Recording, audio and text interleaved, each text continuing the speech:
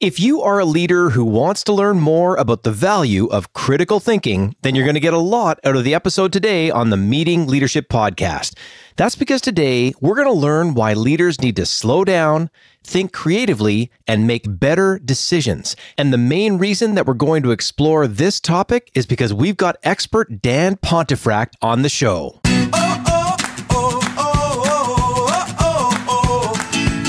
Are you a professional who wants to become a more effective leader? Then get ready for practical tips from the coach with the experience and inspiration to help you succeed in any leadership situation. You're listening to the Meeting Leadership Podcast with Gordon Shepherd.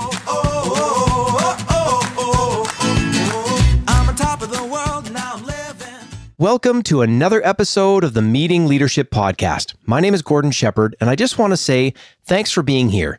Thank you for being the type of professional who understands that if you want to lead a great meeting, you have to be a great leader. And if you want to be a great leader, you need to know how to lead a great meeting. And you're coming to this podcast to get the tips, the tricks, the strategies that you need to do just that. Honestly, it's really good to have you here. And I'm also proud to say that this episode of the Meeting Leadership Podcast is brought to you by the Meeting Leadership Academy. Now, if you and your team are looking to up your game when it comes to building leadership skills and learning how to run outstanding meetings, then visit meetingleadershipinc.com/academy. And if you are a leader who understands that it is ridiculous to think that we can do more with less in our current sort of corporate culture scenario, megalomania is rampant. We have people being asked to kind of do all these extra things. Stress is up. It's absolutely crazy. And if you're looking for some sanity in the sort of the forest of all that craziness, then look no further than our expert today, Dan Pontefract. Now, Dan is the founder and CEO of the Pontefract Group. Now, this is a firm that is dedicated to improving the state of leadership and organizational culture in so many large organizations. Dan comes by this honestly. He's got tremendous experience, not only in education, but also he's worked at the highest level of multi-billion-dollar organizations. So he really kind of gets it. He's taken all of that great experience and his, really critical thinking. He's put it into being a best-selling author of multiple books, including Open to Think, The Purpose Effect, and Flat Army. And if that isn't enough, well, Dan is also a TED speaker and he writes for Forbes and Harvard Business Review. And after you listen to this interview, you will absolutely understand why. We are so lucky to have him here, and I'm not going to hold you back any longer. Here's the fantastic interview with Dan Pontefract. Dan, welcome to the show. Gordon, it's my sincere pleasure. I'm really glad to be here today. Well, and for another survivor of the corporate wars, I'm just so glad to have you on the show, and I can't wait to talk about some of your experience in that area and maybe some of the inspiration you've brought forward into the work that you do now. But there's a lot of people that haven't met you. So if you're on that elevator with somebody or at a party, what do you say about yourself? Fantastic question. My name's Dan Pontefract, and my last name in Latin actually means broken bridge. Ponte is bridge, and fract obviously is fracture. So, Gordon, I'm trying to be the opposite or the antithesis of my last name. I'm trying to build bridges between work and life. This is such a needed thing. I mean, there's this unlimited need for folks to run into inspired author doers like yourself who can bring things forward. And you're on your fourth book now, right? Can you tell us about the title of it and why you wrote it? Yeah. Well, actually, the fourth book is about to be published. The third book was just published about a year ago. So I'll tell you a bit about both because they all kind of relate. The third book published is Open to Think. And the Open to Think book is about our freneticism, our corporate megalomania, our public sector bureaucratic nightmare, and how we are so good at doing, we are experts at execution, but we have lost the art of marination, of dreaming, of making really good decisions. And the one that I'm just about finished, that comes out next year, is called More Than Leadership. And it's essentially a book that outlines 10 helpful lessons to allow people to become a real genuine leader. So it's going back to humanity and empathy and congeniality and ultimately being a human being in the workplace. Well, and thinking about that third book for just a second, because I was reading up a little bit about it in terms of understanding it, there's this idea of dream, decide, do, repeat. And you've been able to capture that kind of, I'm going to say, age-old process with your own spin on it. How do you help people to learn about those steps as leaders so they can actually absorb them and put them into action? Well, ultimately, Gordon, I'm a teacher. So I started out with my university degree doing a Bachelor's of Arts and a Bachelor of Education together. And I became a high school teacher for about 3 years. And in the process of learning how to be a teacher, you learn a lot about creative and critical thinking, because it really are two of the hallmarks of what kids and students ought to have in their toolkit or their tool chest, as we say. And then we enter the corporate world. And so I left teaching. I went to higher education for about 5 or 6 years, and then I entered the corporate world. And in 2002, when I did so, and for the better part of a decade and a half, I witnessed, I guess, the ignominy of the antithesis of creative and critical thinking. We are just so good at the doing. And the dream and the decide part was just me almost paying homage to my formal schooling of being a teacher. If we're teaching teachers to teach kids in the K to 12 arena, that there's a importance, a criticality of ideating, of working together, of, quote, brainstorming and whiteboarding. What happened to that? And so I guess I'm just pushing against what I see, but I'm not inventing any new sort of wonder sliced bread stuff, right? This is just a reminder to folks. I'm trying to hit them in the solar plexus and say, we're supposed to be doing this. What's up, people? What is up? I can tell you a big inspiration for the work that I do is having worked for a company with 25,000 employees and being 8 levels down, managing my little group of 9 people. And I so commiserate with what you've just said around how limiting it is in terms of folks not having that prep time. And the things that I remember looking back on now that I was focusing on versus what maybe I should have been doing, especially from a leadership perspective, was an absolute disaster. And so I know when I walk into rooms now and people are like, how do you know what I'm thinking already when I'm doing the training and this kind of thing? It's because having been in these environments, and what a nice fresh perspective for your multiple lives that you've got as both educator, having had your foot in the corporate world, and now in that great place where you can speak from a wide platform to help influence people. And I'll just jump in and mention one other piece of the teaching that I do, which is around helping people to make a great point during a meeting.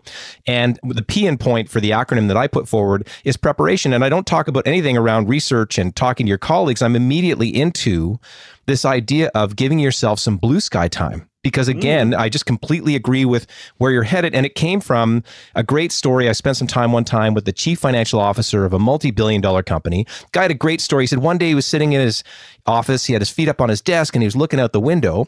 Another executive walks in and says, "What the hell are you doing?" And he says this really clearly. He says, "I'm thinking." And he had obviously the 30 years of confidence to be able to do that. It sounds like you're actually enabling people to imagine how important this creative thinking and critical thinking is for doing their work at a higher level. It's bang on. I love that story. I have a couple of related analogous anecdotes. And one of them is since 1999, so dating myself, and that's 20 years, of course, based on the recording of this show, I have not held or taken a meeting on a Friday afternoon between 12 and 5.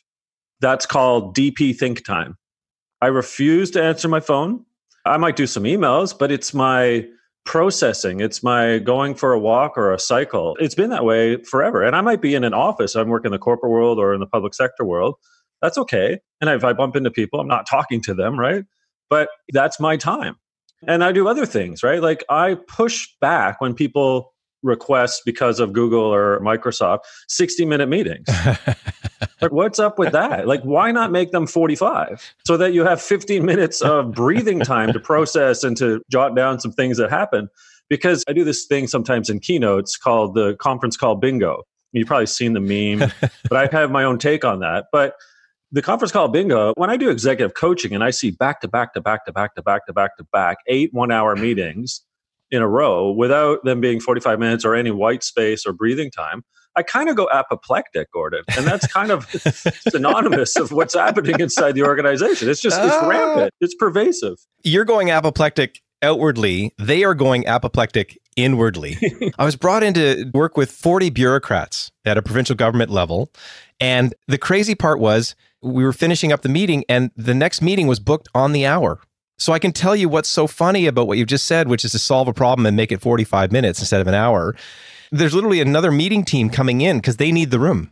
Yeah. And these people are losing their minds because they haven't been disciplined enough to finish their meeting on time. And then we're in the situation where these people are trying to come in. It's just so rampant. And I'm so glad, again, that you've been able to be out there and, again, reach more people with this idea of giving yourself the thinking. And I'm so glad to get another great story where your attitude towards Fridays, and when we see that in the hands of, say, Google employee type thinking, for the good parts of what they can do, Gmail gets created, right? When they give those engineers that 5th day strategy, that thing where take Friday off, do whatever you want.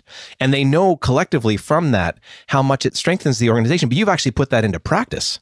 Yeah, I guess so. I mean, the reason to write Open to Think, the book, was out of frustration, quite frankly, about how cultures seem to be still hierarchical and fastidious and devoted to the doing and just megalomania kind of everywhere. Again, public sector or for profit, it really didn't matter. And then employees are yearning for attention, for their ideas to be heard, for feedback, for coaching, for nurturing, for purpose. And I felt my first 2 books were not being listened to in the organization. And I kept rumbling around in my head, why? But the first book being about culture, the second one about purpose. And so then I was like, it's because it's everything that I hate about the organization. It's the way in which the organization operates. So, like, here's another one. I'm sure you've seen this, Gordon, where a team doesn't know what the norms are for communication or interruption, or how do you handle crises, or how do you just handle FYI stuff. So when teams or organizations, for that matter, don't have norms, i.e., are you allowed to text at night?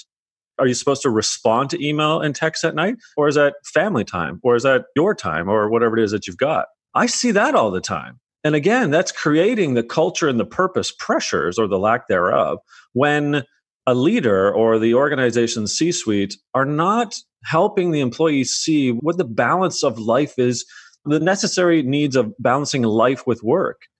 And again, if you're making 6 or 7 figures, you're in a different league than regular folk, if you will, like you and I. And so if that's the case, well, can leaders, the senior leaders, have a more empathic way in which to help their people handle their time? And I don't think they do. I think they look right past it and say, no, I want this done yesterday. How come it's not done? And it just continues. The empathic part, as I grapple with a very similar issue, and I'm interested in 2 parts of what you've just said, this idea that those leaders have lost touch with folks generally, and they're setting out, I'm going to say in my case, the strategic plan in a given year would come out. One year it would be a triangle, another year it would be a square in these big corporate settings, right? And it was this thing where one year I was mandated to explain it to my team. And I said, come on, this is for a huge corporation. We can't relate to the language in this kind of thing. But there they were doing their 360, they're sending out their messaging and their information from on high, and not sort of, again, giving, like you said, those norms for folks. And we had to actually eventually, and in an awkward way, kind of create our own norms, because our norms were like, pay your mortgage and take the kids to hockey. And that's what we were kind of dealing with on a day-to-day basis. It's not that we didn't do work within our unit, but we weren't connected to whatever, 45% growth or whatever, like these things that made sense to them. And thankfully they did it overall. Like I might have, say, resented it as an employee at the time, but those norms that you're talking about, what is it? Have you had any breakthroughs with leaders that you can take us to a moment without naming names? But you said you're in an executive coach position. You know they need the norming opportunity or to be able to empower people. What language has worked to reach them so that they can actually grapple onto something to do about it? Well, one of the, I guess, terms or recognitions that seem to be popping up now is, and thankfully kind of overdue, Gordon, is mental health and wellness. So whether it is APA or other psychology studies, right, we know that in the 80s, the level of kind of chronic mental health conditions was around 10%. And today it's about 30%. Now, some of that is because people are more willing to admit that they're having difficulties with their mental health wellness. And so what I'm getting at is senior leaders are at least beginning to sort of pop up out of their foxholes and say, oh, what is this? Because that's when you triple the amount of mental health wellness issues over basically 3 decades, that does sort of begin to resonate, I think, with some. And whether it is because of their colleagues, their parents, siblings, something, right? I'm not sure. But I do see that. So I do see a bit of hope unfortunately, the resulting effect is because people are feeling more stressed. And so they're sort of, as I say, waking up a little bit to that reality. And then they're starting to begin to make some change with workload, et cetera. But that's rare. I'm not saying that is anything near systemic. You get the rare folk that have looked up, as they say, from their trenches or wherever they are in their silo, and they said, oh, that's happening. Well, that's not cool. So that, again, consequentially is unfortunate in how people are rising, if you will. But it really is a lot more of what I call the do more with less culture. It is abysmal.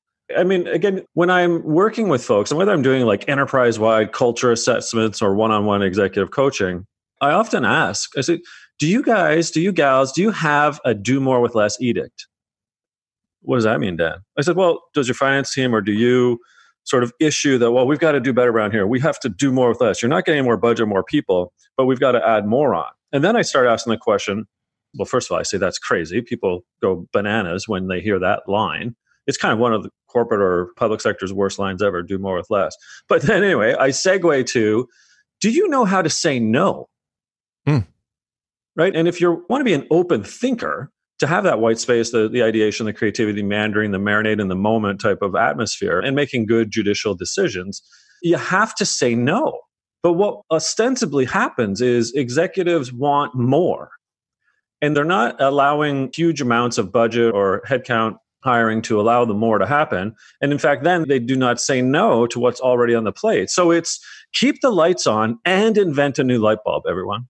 Absolutely impossible in terms of the expectation. And yet, like you've said, we have this corporate history and history of leadership and leadership mentality that allows this to sort of go on and on and on. And I'll just add in one of the pain points that I've observed, again, out at the conferences and giving the talks. One of the exercises that I'll do with people is I'll say, okay, professionals making six figures and more, high levels in their corporations, doctors, lawyers, engineers, I'll say, put your hand in the air if you're in at least one meeting a week.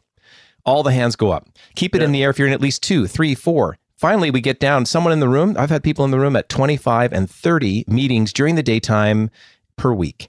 And like you've just said, their mental health, their relationship health is a disaster because they're A-types. They won't admit it because they're trying to climb the corporate ladder.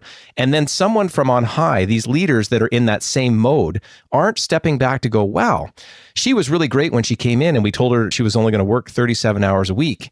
And why is she burning out? And why did she get divorced? And why is she unhappy? And why is she quitting after 12 months? And why do we have to go through turnover?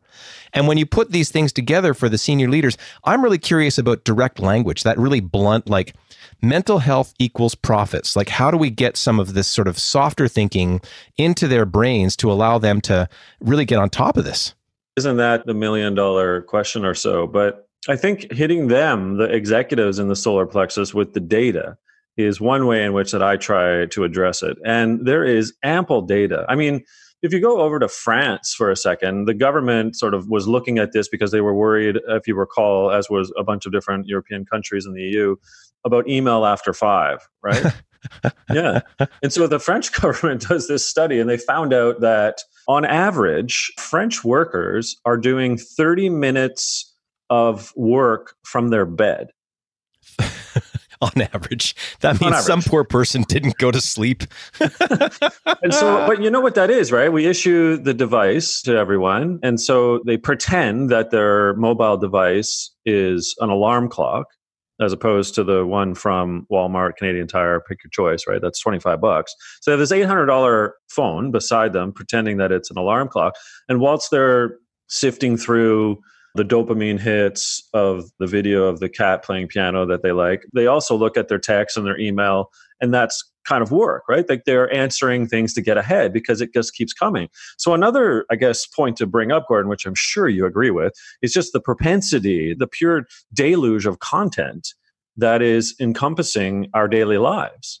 Well, and the volume of it is unbelievable. One of the things I mentioned is my wife's grandmother lived to 101, and we would marvel and say, wow, she saw so much. Invention of the car, whatever, this sort of stuff in terms of the things that she went through. I think we've actually been through a more rapid change in our lives in the last 30, and I'm going to say 20 years specifically, with the insidiousness, and I can observe this in my own house with my 2 kids and my wife, of when wireless came into our house. Because it used to be that you would sit down at the computer and it was an event. And then when wireless hit, right where you're going, and I'm so glad, because I'm not aware, I'm so glad to hear you bringing these data points in and the fact that entire countries are thinking about this thing of email at night. And back to your base point around norms, if leaders have all of this information, if they know that with simple, low-hanging fruit, hey, our norms are this. We're not going to email after 5. We're going to take Fridays to think creatively because that actually will collectively be more profitable. Again, are you getting some traction in sort of, I'm going to say in the smaller moments when you're doing your one-on-ones? Are you sort of one at a time, a group at a time? Are you getting some traction with your work? So, and it's not just work then, it's life, right? So how many times have you been to a restaurant and you see date night or the family all on their blue glowworm devices and not talking? So honestly, true story. So 2 weekends ago, I live in Victoria, British Columbia, Canada, and in winter it kind of rains a bit. So we're at one of the kids' soccer matches. And this, I kid you not, I'll try to describe this. This woman, probably mid-30s, late 30s, she's in a chair and she has basically a tent for one. It's raining. So she's put up this tent for one. It fits one chair and it's got a roof. It's got sides. It's all plexiglass or whatever you want to call it. It's like you can see through it, right? So it's clear plastic. And then there's a thing that comes down in the front there. So there's no plastic so she can see through it. Now I'm watching this woman set the whole thing up and then she sits on her chair and the game starts. I'm like, that is fantastic. I just got an umbrella. It's windy. I'm wet. She's dry. Now, 3 minutes into the match, this is 12-year-olds. I see her pull out her phone. I'm like right beside her. And I keep looking at her. I don't say anything for the first half. She's on her device for the entire... Now, you could say, oh, she's taking video and photo data. No, I assure you she was not. So halftime happens. She actually came out of the little tent pod thing and then went back in and the second half starts. And I couldn't resist, Gordon. I couldn't resist because it's me. So there's this team playing against my daughter's team or her team's against my daughter. So it's opposing parent, right? And I went over and I said, hey, I'm guessing one of these is your daughter. Oh, yeah, number 11. Oh, cool. I'm a sociologist, right? I kind of observe humans and things. I'm just curious. Like, you're on your phone. Are you taking photos and things? Oh, no. I'm just catching up on my work. And I was like, mic drop. I was like, if I had to film that, Gordon, for my own purposes of doing keynotes and research and helping others, I would have just won the game. Yep, absolutely. I'm just catching up on my work. And this insidiousness then of, like you've said, that $800 alarm clock thing is a great analogy.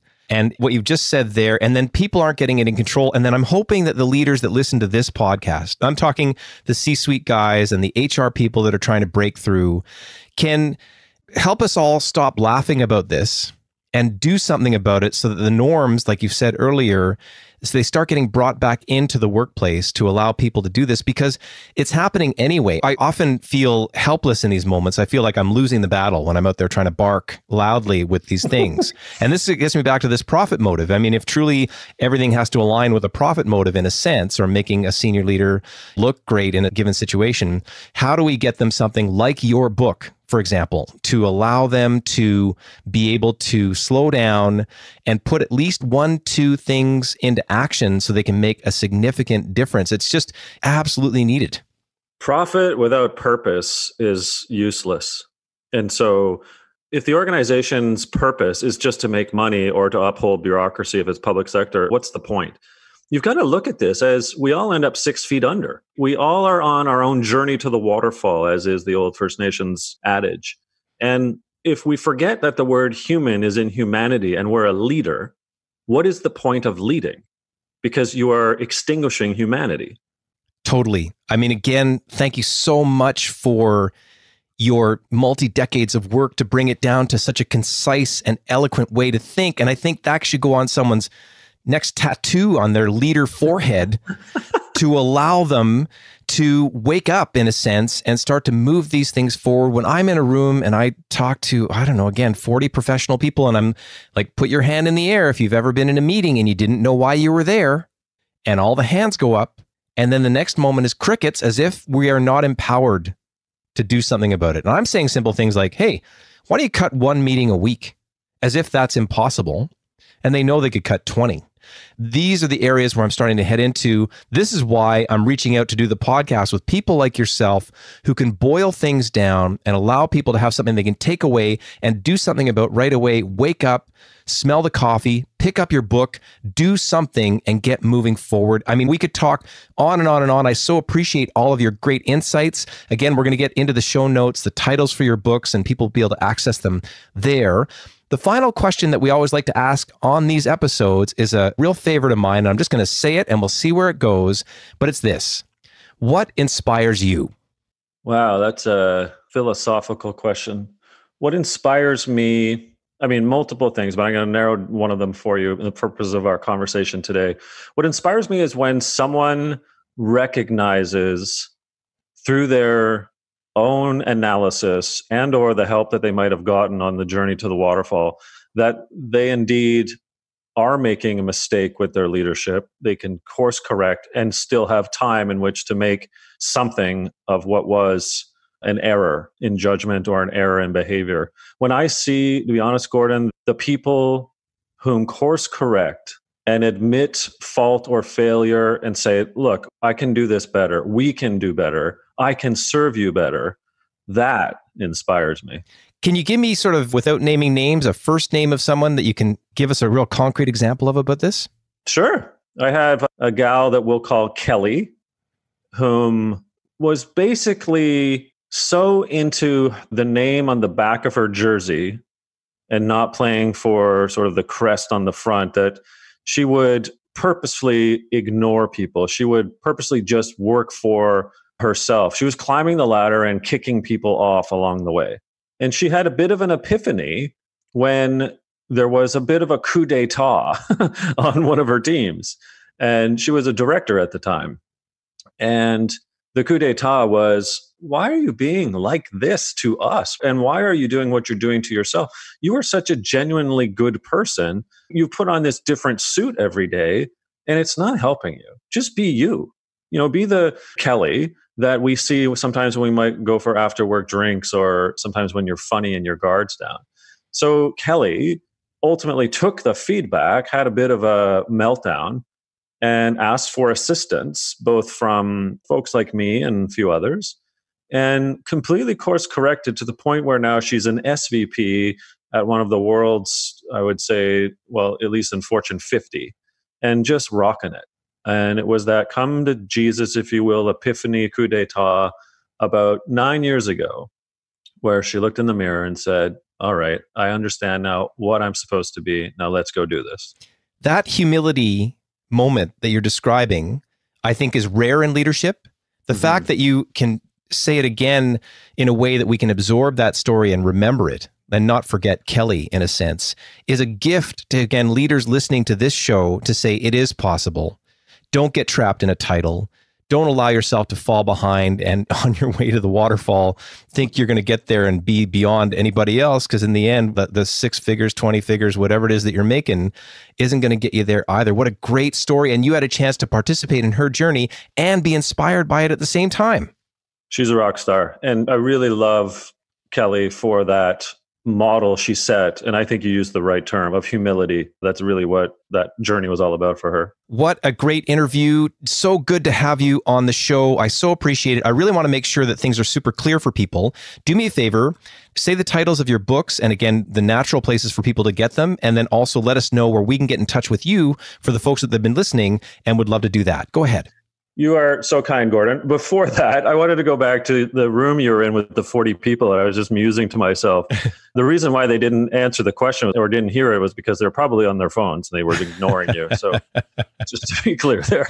There was a bunch of them, and there's a whole cohort like this. They're 5 years out from being done, and they don't want to rock the boat, and they've been doing it for 25 years. And they're so beaten down and they have to drink so much wine at night, basically, to get through the day. There's that aspect as well. And again, it'd be great to break down that group and, again, try to break through and help folks like that to say there is hope. And I find myself often, I'd love to get the CEOs of the world and the Kellys of the world, more of them. Like, what army of Kellys can we create? But I find myself often back and saying, okay, what cohort are you in? What nonprofit board of directors are you volunteering on right now where the meetings stink? And you can go back there and be open and honest and say, if we don't do our work, then whatever, the team doesn't get something. The people on the street that we're supporting don't get something. How do we break through there? Getting it down to something very, very practical. So thanks for your musing. There's so many poor people in those moments. Oh my God. Well, it's always, for me, it's behavior before tool, form before function. What you're getting at is really behavior and form, right? Behavior trumps any type of tool. And it's what we've got. It's how we present ourselves. I mean, I often use this adage, how do you want to be known when you leave a room? And often people don't ask that question because they're on to the next thing. Well, and it's a great one. And sorry, just while we're talking, I have to jump in and say I learned a thing from a guy named Jordan Harbinger, and he's a podcaster. And he said he has a thing called the doorway drill. So it's a Pavlov dog thing of every time you walk through a doorway, how do you want to walk in the room? And I teach that. It takes 90 seconds. And I get people up and they're standing up and say, when you walk in the doorway and you want to come into a meeting, what impression do you want to give? Do you want them to know about your weekend and how upset you are? Or do you want to stop for a second and snap when you go through that doorway? But now you've given me the exit one. And I can tell you there's audiences that are going to benefit from that part as well. I really appreciate it. Quid pro quo, my friend. Quid pro quo. So the books, the first one was called Flat Army. It was about culture. It's not about the army. It's a play on words. We need to be a little flatter in the way in which that we lead, but we still need to lead. The second one is called The Purpose Effect, and it really deals with how we first start out with, we need a personal sense of purpose. Why am I here? What am I doing? How am I going to be? But then we work for organizations and we have a role in that organization. So you have to have two other types of purpose. Does the organization have one? Or is it just for profit or power? And do you have purpose in your role? Or are you unvalued, if you will, for that? Which then gave birth to Open to Think book, which is that slow down, think creatively, and make better decisions in the doing kind of aspect. 3 types of thinking: dream, decide, do. And coming out next year is More Than Leadership, 10 helpful lessons to become a leader that matters. And all of that, basically my name, danpontefract.com. You can find out more about me and the books and what I do. Sounds like a great sort of, I'm going to say, little canon of books that folks, if they picked them up and went straight through them all, that would be a way within whatever, I'm going to say some combo of hours to expedite their own leadership journey, learn from someone who's had this experience, not only in education, but also in the corporate world. And now has that ability of being the guy who's not in your family, who can tell you what you need to hear. Dan, thank you so much for being on the podcast. Gordon, my sincere pleasure. The discourse today with you was unbelievably excellent. And I say that because I get to do a few of these, I get to chat with a few folks, but you really know what you're chatting about. So keep doing what you're doing because the world needs more Gordon Shepherds. Well, thank you so much. I really appreciate it. Cheers, mate. Now, I think you have to agree that that was an absolute game-changing type of interview. If you could practice 1, 2, 3 of the major concepts in there, there's a good chance that literally you're going to start to transform your organization for the better. And I really hope that there were many kind of CEOs, executive directors, high-level people listening, because this idea of do more with less, well, it's dead. Your employees, like Dan said, they are yearning for your attention. And to think that you could actually be more profitable by slowing down and helping those people and yourself to think creatively, well, that is a gift to you and your entire organization. And if you want to get in touch with Dan, then I'll make sure you get his website address in the show notes. I'll also make sure that the book titles are there and a link to where to get those books is there as well. And if you're looking for even more bold inspiration, then check out episode 93 on the Meeting Leadership podcast. It's called Why Leaders Need Radical Conviction, and that is with expert Eleanor Beaton. And you can get that episode by going to meetingleadershipinc.com/93. And then on episode 84, we were lucky enough to have Carmen Masson. And she talked about why you should stop being a know-it-all leader. And some of the key areas that we get into there is just that. You don't have to feel that because you have the title that you need to have all the answers. And this collaborative thing is where it should go to. And that really ties in with the entire interview that we did today. And you can get that episode by going to meetingleadershipinc.com/84. And I also want to let you know that this episode of the Meeting Leadership Podcast is brought to you by the Meeting Leadership Academy. Now there, you're going to find some terrific live training options for you and your team. There's one-on-one coaching available. There's also a great half-day workshop that for folks in groups of, say, 25 or 30, they can really spark a movement to create sort of a culture of meeting excellence in their organization, that's a great way to get going. And there's online training options as well. So I hope you want to learn more about it by going to meetingleadershipinc.com/academy. And to all you subscribers, thank you so much. And if you haven't hit the subscribe button yet, please do. And if you get a chance, leave a rating and review. We'll read it out here on the show when you do. And also, it'll influence some of the content that we've got coming up in the future. And as always, thank you so much for listening, and we'll see you next time on the Meeting Leadership Podcast.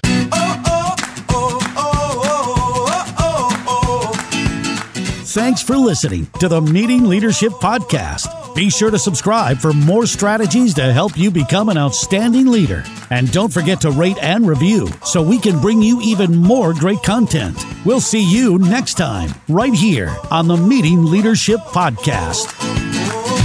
Top of the world, now I'm living, and the good just gets better, keeps on giving.